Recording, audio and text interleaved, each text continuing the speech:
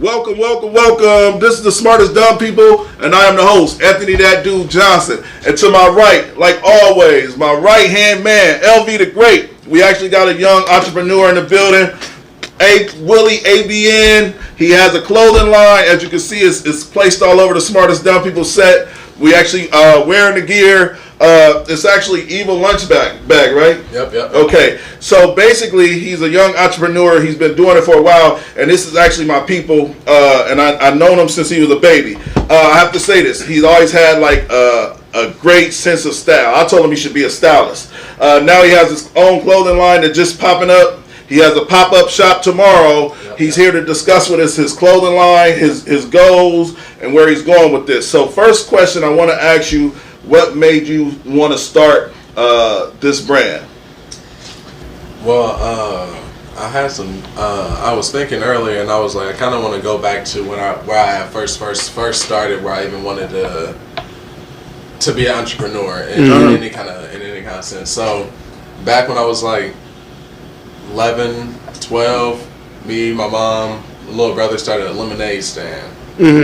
Lemonade stand. Well, we started at 50 cents a cup. You know, we went up to like $1 a cup after a couple of weeks, and on this lemonade stand we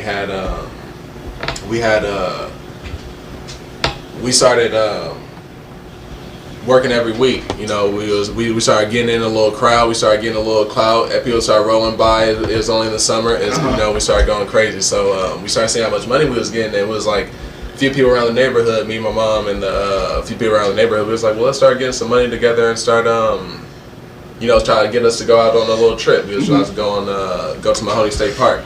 A week or two go by, we start saving up a little money that we get. We afford a trip for like 5-6 people to go up to Mahoney State Park. You know, off this lemonade stand, 50 cents, $1 lemonade. You know, we start from there. So like from there, you know, a couple of years go by. You know, I get into art. I start, you know, very artsy dude. You know, I show my creative side here and there. So I ended up buying an airbrush kit. Did airbrush for a while. I still got my airbrush kit. I do airbrush here and there. So started doing airbrush. You know, from doing airbrush, I was like, well, let me do this to like a more, you know, a little higher level. Let me maybe think about doing something different. So I was thinking, I started with this. I was gonna start with it was called Mad Customs. It was making all designs custom. So it was like, I'm gonna do airbrush, I'm gonna do print, I'm gonna do kind of like your modern day vinyl print store that you can walk in, you get something printed.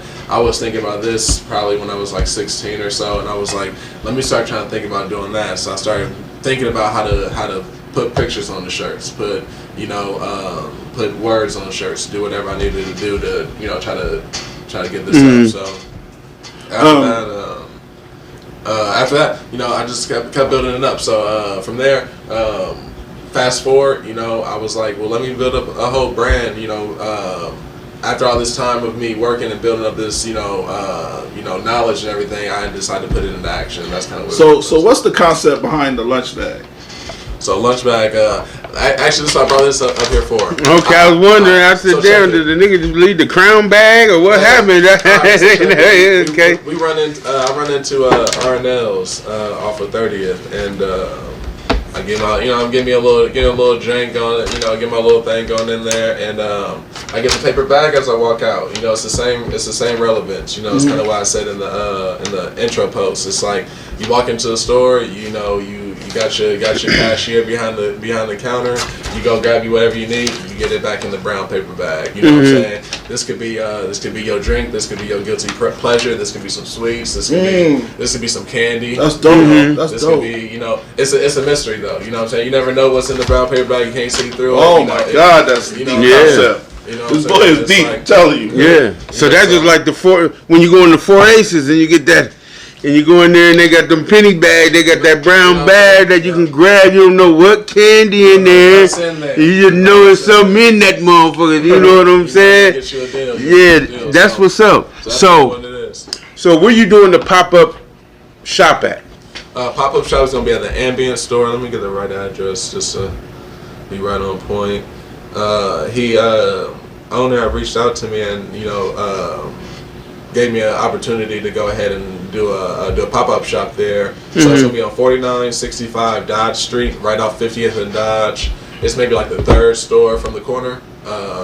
It's gonna be in the actual store. Yep. It's gonna be an actual store. So we gonna be there. I'm probably gonna be there early. I put on the post 4 to 6, but I'm probably gonna be there. Is that by Dundee? Right by Dundee. Yep. The Dundee Theater. Is that 50? Yep, probably right around. Okay, at the by the Dundee Theater.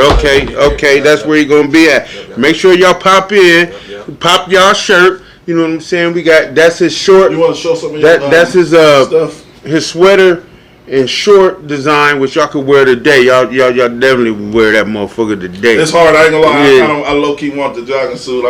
I'm seeing the jogging suit. He got some joints right there. So show the camera. So do you think that is there a market in Omaha for individuals that now would you consider your clothes urban, or are you a urban designer of clothes, or you just a designer of clothes? What's the difference? Well, there's a difference. Yeah, I mean, there's a difference between FUBU and Polo. That ain't the same. You know, so It's dope. you know, I'm just mostly inspired by the brand Supreme. So brand Supreme, you wouldn't say it's urban, but for some reason, urban culture is culture. You know, so regardless of the situation, you know, in any matter, the urban always comes to speak through. You know, overall, I'm just a designer. You know, I'm a designer that can. But my thing is, I come from where we got corner stores. I come from where we got, you know, things where you could just run into the corner store. You got your people that you know there, everybody that you know there. You know, so I like this shirt. that's kind of where I come from. So it's always going to go to the urban demographic. But, you know, all in all, you know, I'm reaching out to whoever's going to be interested, whoever follows along with the whoever can, you know, relate. Well, you know what I'm saying? I mean, you know, not to brag, not to brag. But you know, urban culture currently at the moment. Somebody said they love the concept. Urban culture at the moment is one of the hottest cultures in design. You know what I'm saying? From the way motherfuckers wear their chucks, you know what I'm saying? Wear their Timberlands, you know what I'm saying? Jeans, boots, shirts, and so I feel like that. This shit, your design and your clothing brand, and you know what I'm saying, right? It would hip hop transcends culture. You know what I'm saying? There's no cap on hip hop culture or urban culture. You know what I'm saying? It transcends. I mean, you go over to China, Europe. You know what I'm saying? They listening to rap music. You know what I'm saying? And so everybody rock with urban culture. You know what I'm saying? Now I want to say, what's ours? Yeah, that's fine, but that's fine. Like Denzel Washington said, it's not the color, it's the culture. So you're right.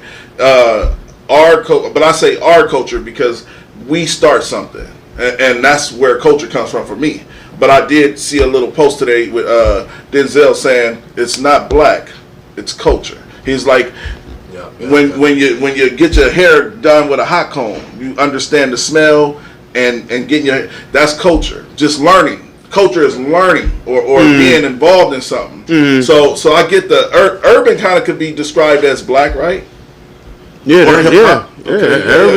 Even though you know you got some good, a little bit of everybody that live in urban neighborhoods. You know what I'm saying? And so it transcends. It transcends. And so now, you got children clothes, he got whole suits, sweatsuits. We ain't gonna make him bust everything down now, unless you're gonna buy something. Yeah. Well, unless you're buying something, where can they buy if they want to buy online, or do you have a online where they could go and purchase the items? So of course you can always inbox.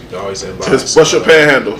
I got at Evil Lunchbag. I'm on just about at everything, or ELB at ELB worldwide. So that's E as in Elvis. Yeah. Okay. L as in Lunchbag, B as in bag. So worldwide. So you can always go there. We also got bigcartel.elbworldwide.com. So also got a website. You can find that in the Instagram bio. So it's under maintenance because I got the hoodies, shorts, kids shirts, all that's gonna be uploaded onto the website. Well, when you say it's under maintenance, I want to clarify for you. When you're an entrepreneur and you're starting something out, shout out to Smartest Dumb People. It's a lot of hats you wear. So don't ever be ashamed of this is not ready yet. I'm working on this, because I'm telling you, starting this show, me and LB starting this show from scratch was one of the hardest things I've done. And like you said, you came in here and couldn't believe how professional it was. Now imagine before all of this shit was done when we first started. You go watch our first few episodes. Right. We was not prepared. You know what I'm saying? We didn't have. Man, I'm always ready to talk shit. You know what I'm saying? A bottle of vodka and just an opinion. You know what I'm saying? I'm always ready to talk some elevating shit. and getting better with the brand and what you're doing. And a lot of people don't realize. I'm telling you, this is really, we got the same bloodline. He's creative as fuck. He does art. He's actually done a Smartest Dumb People art for us. That's the one who did. Yeah, you did. Okay, you did the joint. Yeah. Okay, what happened with that? I think Will take it. No, Will didn't take it, but he's on the motherfucker, so we can't use it. And I ain't hit him back up to do another one for us. Man, shit, man, we're gonna have, man. The hostess keep coming and going. We don't know what he want. We don't know what he need to paint. You know what I'm saying? You know what I'm saying? We done had 10 hosts on this motherfucker. That's part of being an entrepreneur, though. You don't always keep the same employees, but guess who keeps the ship rolling? The ship gonna keep rolling. You know what I'm saying? Like, but I was saying that specifically because, like, you have done so much, and I've seen you grow. You actually had a brand before this. We ain't got to speak on that brand, but you had a brand before this. And you know what's crazy is, I don't know if you mind telling the story because it's a little personal. You ain't got to say names or what brand it is or anything like that. But I want you to show them or tell them your failures and what you did wrong and what you weren't doing. And actually, I learned, if I'm being honest with you and I'm keeping it G, I learned that from you. I learned to do everything the right way the first time instead of just depending on partnerships. You know what I'm saying? And like Smartest Dumb People, I got all of that prepared and text. All that because originally when we started Smartest Dumb People, we brought this weird ass dude along. Yeah, I'm gonna say it. This weird ass dude. He was weird as fuck. He was weird as fuck. Defamation. Defamation. Tell him, sue me. Easy. So don't make me go get the shirt. Anyway, this weird ass dude came along. He might put smoke. He might want to. I did not. He suggested the guy. You know, me and Leland's, we real friends. We men's. But he suggested this man. I brought him along and said, hey, I'm starting this business venture. Like I said, I'm speaking on our situation. I'm starting this business venture. I want you to be a part of the team. Blase. We started the business venture. I gave him creative control over too much. We got in one argument. 3. Well, however many arguments. 10. Okay. But he wind up stealing everything that we created. Like the fucking YouTube, the picture he's in. And I realized that that's not the right way to start anything. When you start something, you should really start. First off, you started by yourself, and anybody that want to come along should just come along with you. So could you give the example of the first clothing line you started and what happened with that venture? So, kind of in relation to what you're talking about. Gina, we on LaRon's neck. I'm sorry to cut you off. No, Gina ain't here. Gina ain't here, but Ron ain't. Ain't that something? Yeah. I'm on your ass, Ron, when I see you with that Johnny Walker. Go ahead. I'm sorry. Like I said, I've been into learning about this since I've been 16. So into learning about the t-shirts, I done went through trying to do a few different names, try to do a few different things. Like I said, I had the one design that the Mad Custom that I tried before. I had a Style Life before. I had a Strive for More before. I had a lot of things that I tried before, and even rolling into this, my knowledge ended up meeting at this one point where per se what we would call per se partner, 50-50 kind of thing. So end up meeting to this point where after all this time, we meet up to this point where I'm like, okay, maybe we can build something to actually take it to the next level. So I go through this and we go 50-50 on everything. Like you said, we building this all together. Building a brand. We trying to build it as a team, right? Yeah. So as we're trying to build this as a team, we get our first round of shirts. And these shirts, they sell out. Kind of going past that, we seeing success. We seeing a decent amount of income, revenue. Yeah, so after some things go about, everything seems to be going well, and at some point, like you said, we get into argument. It's not really even an argument though.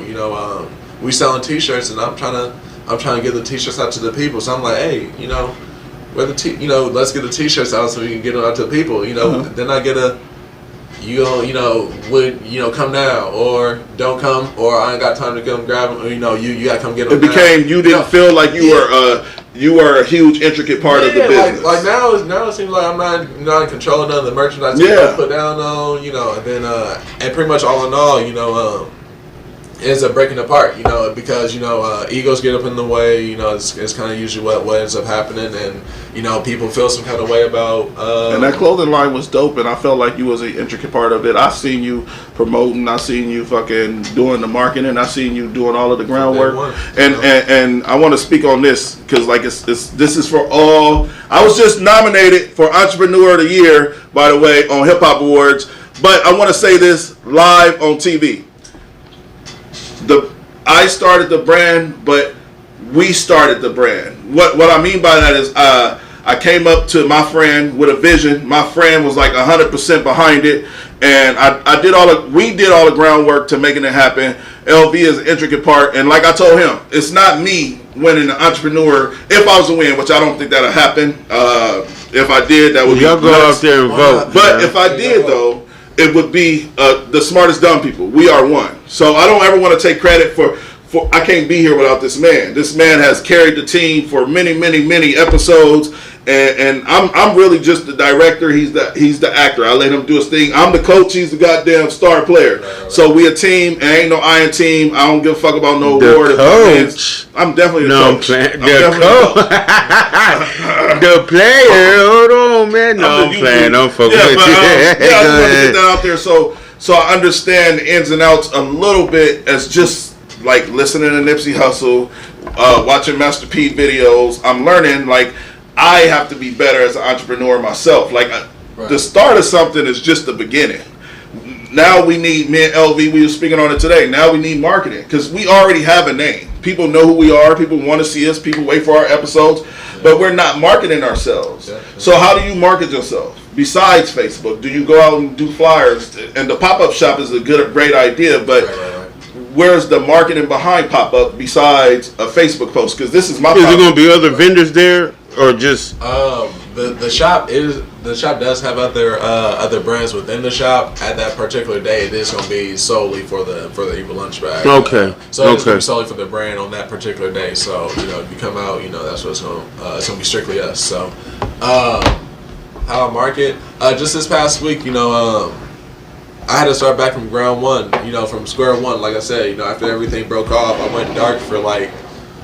You did go dark. 6 months. No cap. You did. It was for a long time. I wasn't like, where's posting. Will? I wasn't saying nothing. I was just kind of getting yourself right mentally. Trying to do do the mental work. Trying to get the behind the scenes correct. Trying to get in this case get more merchandise. In the end, even within the store, I didn't even get to say all the merchandise that we had that was printed, all that we had. It's all gone. It got taken away. You know what I'm saying? So I'm starting back from square one. All in on my own money. Me printing everything. We have to support multiple, like you said, multiple hats. I'm printer, marketer, and all that. So just recently, I did page on Facebook, Instagram, Twitter. Unfortunately, you got to run all 3, 4. Man, that shit is impossible. It's crazy. It's impossible if you're. That's why I got the shit stolen from me, because this guy that we brought along for the venture, I was like, all right, you do this half of the shit, and I'll worry about this shit. Right. So now I'm so scared to let anybody touch anything. Yeah.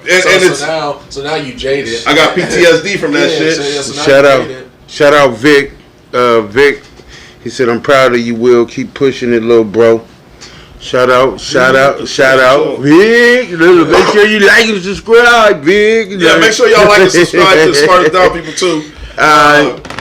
Well, we still now you're part of the family now. You've been ushered in. So now we're gonna get on some topics. We gotta go to the topic. You know what I'm saying? We could go ahead and we got to go and unpack a little bit. Let's start with the road rage. It's Freestyle Friday. We normally just have the most random topics to discuss. So we have a clip of road rage. It's a man shooting at a woman and her 2 kids because she cut him off. That's one example. There's another example of a 6-year-old boy that was murdered about a week ago. His mom would cut off the man, and the man shot 1 bullet into her trunk. It went through the trunk, shot the kid in the chest. No, the man was trying to cut the woman off. But how did he get behind her then? You can't cut somebody off from behind. Well, he was trying to cut her off. She was trying to prevent him. You know what I'm saying? She spread out. Let's let them watch the clip. So go ahead. Roll that beautiful green. You can turn it up and listen to it on your phone. Frightening road rage case. Police searching for a man in Washington, D.C. who opened fire into traffic after appearing to get cut off. This comes just days after that other tragic case in California that left a 6-year-old boy dead. Kaylee Hartung has more from Orange, California. Good morning, Kaylee. Robin, it's a parent's worst nightmare. This is a memorial for that 6-year-old boy, Aiden Leos. We're just above the freeway where his life was cut short. Now investigators are working coast to coast to try to solve these violent crimes. This morning, a road rage shooting caught on camera in Washington, D.C. After appearing to get cut off in traffic, this man gets out of his vehicle. He approaches the car in front of him and opens fire. As that car flees, he turns his gun on the traffic behind him. Police are searching for the suspect. This comes just days after the fatal road rage tragedy in Southern California, where 6-year-old Aiden Leos was shot and killed in the back seat of his mother's car. He was beautiful and he was kind and he was precious. And you killed him for no reason. Joanna Clunan was driving her son to kindergarten on Friday when she says a white sedan attempted to cut her off. All right, so that's the topic of one of the topics of Freestyle Friday is road rage. I'll start. Anybody I've ever rode with, I always tell them that is the quickest way to die or even get hurt. So I give a perfect example of my situation, and ever since then I ain't never got into it with nobody again. Guy cuts me off and I scream, did some stupid shit. Fuck you, motherfucker, pull over. Dude in a big ass Tonka truck with all hunting gear on. I said, fuck you, I'm thinking I'm a thug. I got my little 9mm under the seat.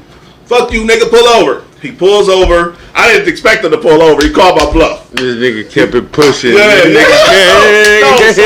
nigga hit the gas. He said, what you want to do, motherfucker? with his hunting accent. And I knew already he had the AK-47 sitting right in the motherfucking passenger seat, ready for me to try him. So from that example, I learned my lesson. I don't believe it. I don't even play road rage games anymore. I just keep it moving. What's your opinion, Will? Let's go to Will first, and then LV, we know you're going to break it down to a science.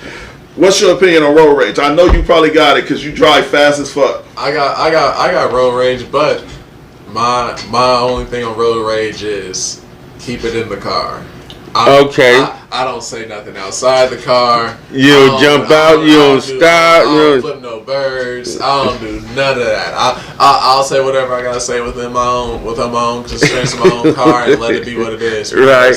You know, it had been a few. Like I done heard of another situation where someone actually, had to have somebody pull over to the side of the road because they done cut them off, and then they had a tussle with somebody like that. Like that's crazy to even try to do over some driving. And the thing is, everybody know how to drive bad anyways. So there's really no such thing as really, if you got road rage, you kind of gotta, you gotta either separate yourself to make sure that you let them do whatever they're gonna do, and then you go on your own little way. So right. That's how I think. What's your opinion? Well, my thing is that first of all, you know what I'm saying? It's the motherfuckers, the people who engage into it, they either already know that they got an advantage. You know what I'm saying? I agree. They have an advantage that the other person isn't aware of.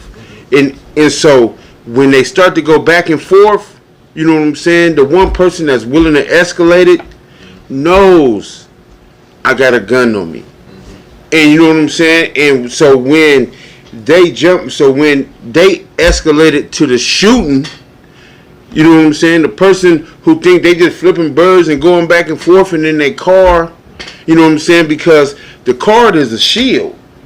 You know what I'm saying? That same person, if they were standing side by side, Wouldn't do that. out in society, out in the bar, grocery store, they wouldn't even react like that. No You know doubt. what I'm saying? And so once they in that boundary of a safe zone, then that gives them a false security. And so that false security and then the other individual has a weapon on him, so he has actual security. You know what I'm saying? And so he's willing to escalate this. You know what I'm saying? And the other individual is under some false pretense. Plus, you don't know what a motherfucker going through.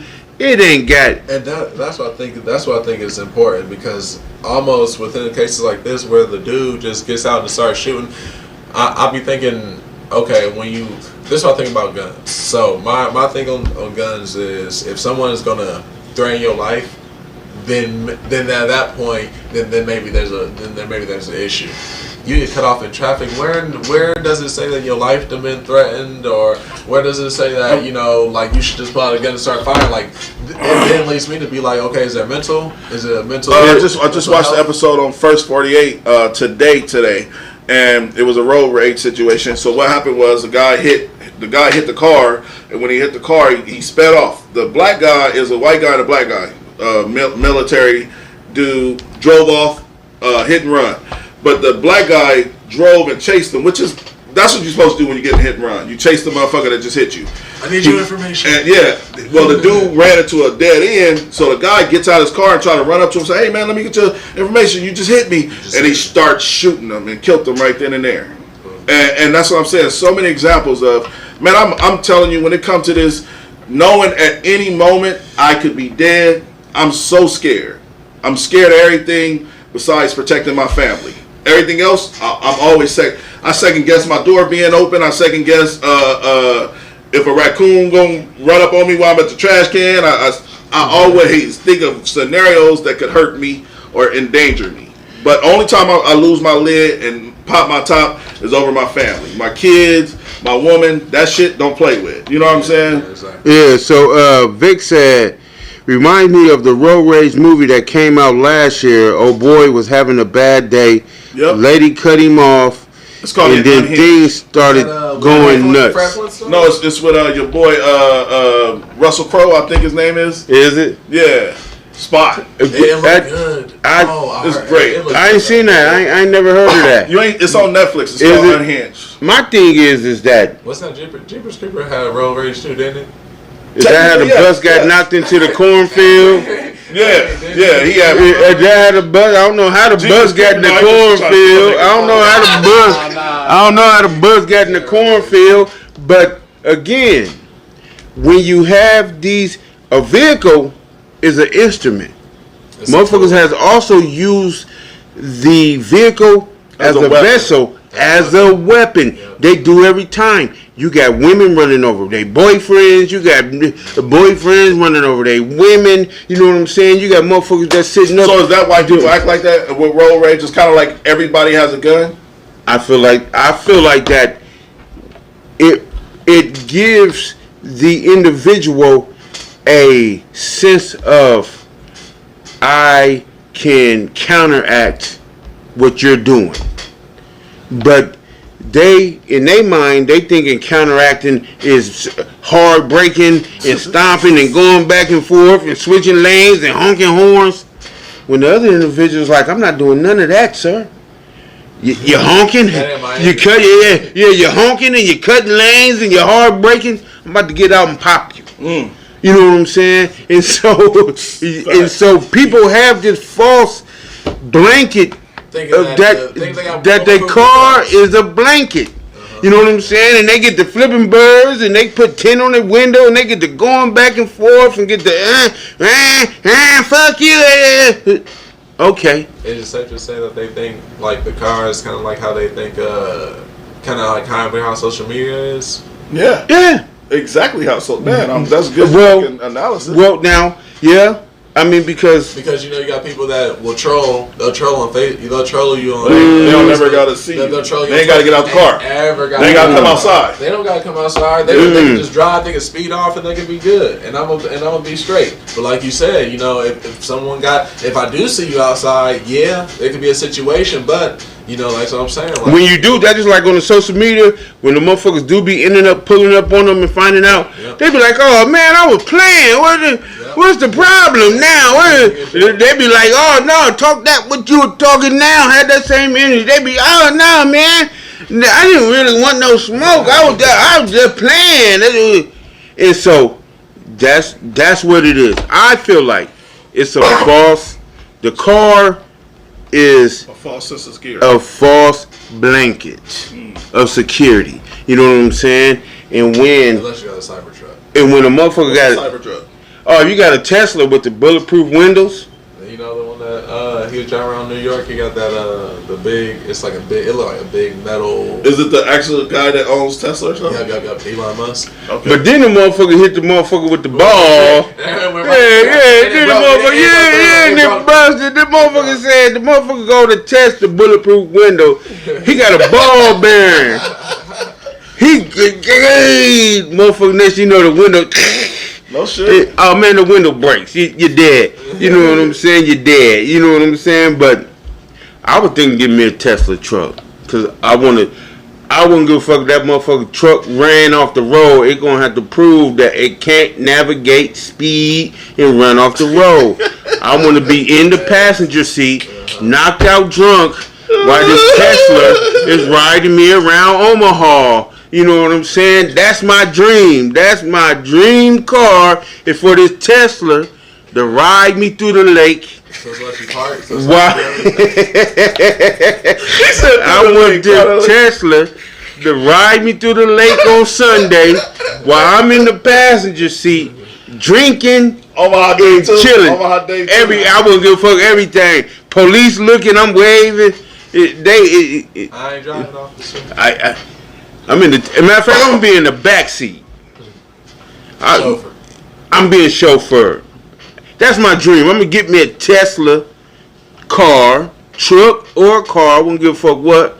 And I want to be in the back seat, drinking and chilling while this car ride me around Omaha.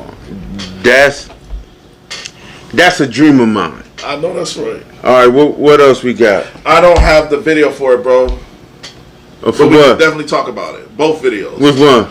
The video about dads in the home. So, Will, this is another topic we was gonna have. Shout out to the Smartest Dumb People family that's still in here. So basically, it was a video that went viral of a woman dancing in the yard, twerking, and you know that little ba ba ba, and then like. And then they start. She walked, and her three sons walked behind her. They deleted that video. Because, did they? Yeah, because they said this is why men need to be in the home. And I can speak facts. Okay. I'm telling you the honest to God truth. Let my motherfucking son be twerking with his mom on any video. I'm gonna blow the whole fucking house up and start over. Because as a man, there's just certain things we don't do. I ain't never twerked a day in my life. I might have grinded on some twerkers, but I ain't never twerked. You ever danced at a club? You twerked before. You shook your booty. You literally. I'm asking you, sir. I'm not. Did the action. Hold on, sir. Hold on, sir. I hold up down. Nah, I ain't never. Oh, here we go with the. I gotta speak on the feminists in here. That sounds awesome. Who's that? You sound like the feminists in here. That's Sissy. She said that sound awesome. Ain't nothing. Hold on. She's talking about the Tesla truck. Oh, you sure? Yeah. She just said she that. been posted that. All right, go ahead. We're gonna let. Go ahead, Will. Go ahead, Will. It's like, but you know, you got. I'm a younger parent, so to me, it all depends on how it looks. Now, it's different if your son is just walking behind, because we all understand that this is a TikTok, and then a lot of times they just want to participate. Now, it's different if they're doing the whole little bop with it. Then maybe it's a little bit different. But then again, I think kids only gonna do what they. I'm gonna tell you something about my cousin. He's very open-minded, and this is why he's dope. I did hit the pause. But I'm saying, man, you supposed to take that down, dog. dog. Pause there. Pause. Come on, man. But listen, Pause that. Pause. I get it, Will, 100%. Because, like I said, I know you're a very open-minded person. But the problem is, I don't think I would ever allow my son to be twerking. I don't. Okay. I was the dad in that home. Well, knows. well, you're right, but we're going off of the context and the actual post. Well, I agree with you because we don't know that. Well, the thing is that we cannot stop something per se. You know what I'm saying? Now, can the man provide an example of how men supposed to move? You know what I'm saying? Because you have a lot of these young men that are doing these things and joining in with these things, but it doesn't stop with just the dance. You know what I'm saying? Right. They also join in with physical confrontation with women. You know what I'm saying? Emotional back and forth combativeness with women. You know what I'm saying? I was raised that you don't argue with no woman. You know what I'm saying? You don't argue with no woman. You don't do nothing that a woman does. You know what I'm saying?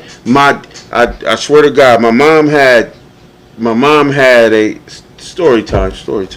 My mom had a homegirl. Her name was Marvina. She was beautiful, and she had thin eyebrows. Right? You remember that? Yeah. She had, she used to trim them. They were back there. They were back in the day. Real funny as fuck. And I swear to God, I thought this woman was so beautiful. She was that I trimmed one of mine. Me and my mom pull up the Long John Silvers.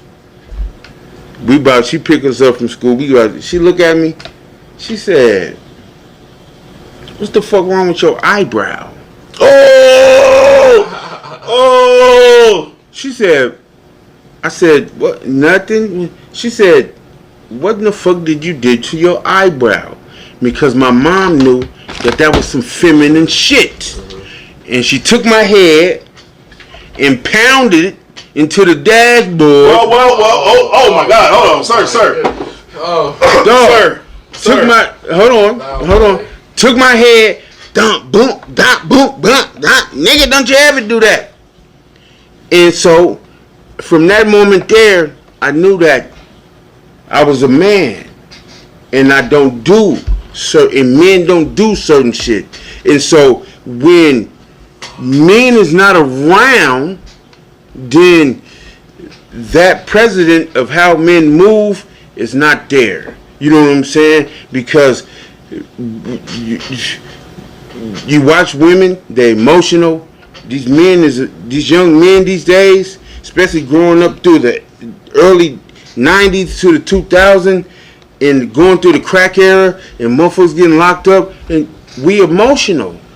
And this is why the cops is getting away with this bullshit. You know what I'm saying? Right. We are extremely emotional, overreacting.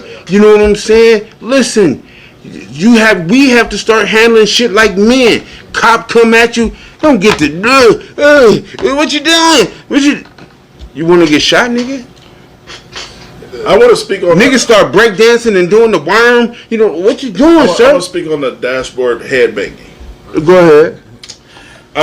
This is very important because I always attack Leland mentally because I'm a huge advocate for mental health, and he swears up and down mental issues don't exist from your past or what you've been through or how you traumatized. Dog, that's not true. But go ahead. That story that you just told, I damn near you're lucky we don't have an editor. Because you just basically said you got your head banged up as a child from wearing eyebrow liner. Mm-hmm. Whatever happened to just saying don't do that no more? Well, here go the thing though. That saying don't do that does nothing. You know what I'm saying? And so the thing is that just like, am I homophobic? No. No, not at all. Do I want my children to be engaged in it? No. The only reason is that we already have 3 knocks. We black. You know what I'm saying? Our community don't understand it, won't understand it, and the ridicule becomes behind it. You know what I'm saying? And so I per se don't have an issue with that, but I do have an issue with trying to let my children know that you double with a double-edged sword. Denise said you are emotional because you are human, not because you was raised by a woman. Okay, so I gotta ask you a question because I know it's gonna start shit because I'm the open-minded one. Y'all. Yeah, that's fine. So, in a sense, I don't believe per se. I don't know for sure about being more gay, right? Mm-hmm. But if there was an instance that before, let's say, you're probably what 9. You said how old were you? Yeah, I'm probably like 10. I probably like. Let's say a kid's like 2, 3, right when they get to walking, right when they get to your son shows feminine tendencies, or your daughter shows male tendencies, or like tendencies that might seem abnormal. Socially abnormal. Socially not accepted behavior. Go ahead. And then maybe you whoop them at the first time, but maybe like it don't stop. Well, and then, so down the road, do you then take the road of like, okay, we gonna go into male roles and feminine roles? All right, so I'm glad. Well, hold on. Can I answer that, please, real quick? Okay. And so when I used to talk to my children about it, it wasn't nothing about me trying to discourage them. Right. I wanted them to know the truth, that not only are you going to be shunned by the society, but you're also going to be shunned by your own community. You know what I'm saying? And that mental, and that heaviness of that mental wear down on the end on us. I'm talking about us. Black men. I'm talking about black men and women. Not that mental where, because you're already shunned because you black, and you're already not accepted because you black by other communities, and so it's hard. It's harder to be not accepted by your own community because they have a stigma against what someone's sexual preference is. I personally don't have a problem with it, but I don't want to see the mental breakdown that comes with living your own life. It comes with something. That's understandable. Go ahead, Will. What you was Go ahead. No, I was gonna say. Some would say that the LGBT QT plus, I don't know all the pieces to it. WAN. Get a little bit more leeway in society. Now is the key word, because it wouldn't have been the same in the past. Right. Now, then the black person may get hell yeah, turned down, or without a doubt, or whether it be acceptance, whether it be the freedom to express, that low key or on a high key basis is more given to these other nations. Other races, to even the LGBT community, right? That like they're because my thing is that you have these individuals have engaged in this behavior for thousands of years. The Romans, you know what I'm saying? Right. They have engaged, so that's nothing new. Right. You know what I'm saying? That behavior is nothing new. We haven't engaged in that. You know what I'm saying? The only time that we was engaged in that behavior was by force. And that was through slavery. By African Americans you're speaking of, right? Right. I'm speaking of African American. Okay. And so other nations, you know what I'm saying? They are used, they got pictures of babies being held. The Jewish community, when they take the foreskin, when they take when they circumcise a child, the Jewish priest sucks the meat. It's called this is real. This is real. And so when they circumcise their children, they suck the foreskin off the penis of a child. But all right, so there's a little too much to take in for my stomach. But let's say this: it's kind of like as a child, it ain't always got to be perverted, because I could also speak on. I kissed my son Navion on the lips till he was 4 years old. I ain't never kissed none of my sons on the lips. I have, and that's just like I got grandson, and my sons was trying to kiss him on the lips. Like I told him, that's a man, sir. You may look at him as a baby, but hold on, but he's a man, and the only thing is that he's in the process of growing to be a man. There's no such thing as a baby. You know what I'm saying? The baby is just a stage. A male baby is a man, and he's just going through the proper steps. I don't agree with Why? That. I just Okay, maybe if you don't kiss on the lips, do you show any affection to the male? Yeah, I kiss him on his ear. I kiss him on his cheek. Okay, cheek. Okay. The back of his ear and his cheek. I would never kiss. I never kiss none of my. That's subjective. That's subjective. Hold on. I never kiss none of my men. None of my men, and even my daughter, in the mouth. And so that's the same way. Hold on, tell me. Go ahead. I'll be thinking, as long as you give us some affection. Yeah, because that's the same way. You have women that run around and call their 3-year-old son their man. Right. What in the fuck would you think if I'm sitting here and I'm calling my 3-year-old daughter my woman? This my woman. I call my daughter the love of my life. But is you calling her your